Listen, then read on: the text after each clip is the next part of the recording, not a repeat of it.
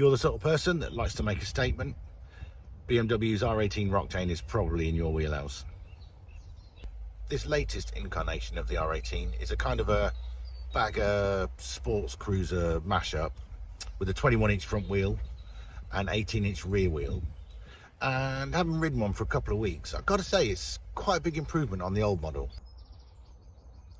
It still has that massive 1800cc boxer twin engine that puts out 91 horsepower and about 163 newton meters of torque. Not massive horsepower, but there's plenty of torque, and it gets going all right. Styling is very retro. BMW pulling on our heartstrings, us old boys' heartstrings, but they do an awesome job of it. Black and chrome everywhere. It's really nice. The one I had was, anyway. Cast alloy wheels are standard, and 27-litre panniers standard as well. And they're nice. They're really useful. Top opening. They don't get in the way of pillions or anything like that. Suspension was surprisingly good. The very first R18 I rode was absolutely rock solid. It wasn't the best thing in the world, particularly with a pillion. You know, things have moved on, and this was plush. It was nice. Plenty of ground clearance as well, which was a big problem for earlier R18s that I've ridden anyway. Probably down to the fact it's got bigger wheels or something like that anyway, but they've changed it, and it's it actually leans over pretty far now. You can get to the edge of the rear tyre, certainly.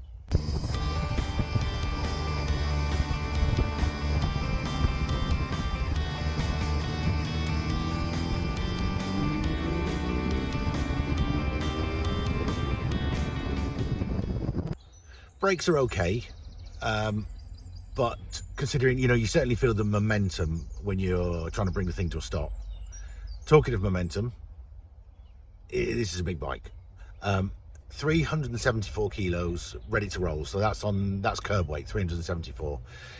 I would say that you don't feel it when you're moving, but you really do, particularly low speed.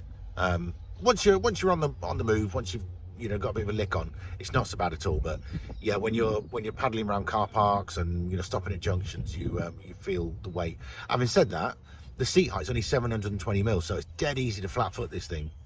We've got a headlight with a chrome ring on it, and inside the chrome ring is your all your instrumentation. Pretty basic stuff. In terms of electronics, you've got 3 rider modes, and you have ABS, not lean sensitive, cruise control, and keyless ignition, and that's pretty much it. You don't need much else, to be fair, but that's pretty much all you've got. And then there are a host of optional extras, things like they call it reverser, which is an electric reverse gear. By the sounds of it, it sounds like maybe starter motor running on a gear that when you press the starter button, it moves the bike backwards. My press bike had it, but it didn't work, so I just couldn't get it to engage. Well, I could get it to engage, but it just didn't work, so didn't get the benefit of that, unfortunately. You also have optional extras, things like heated grips, hill start assist, that kind of stuff.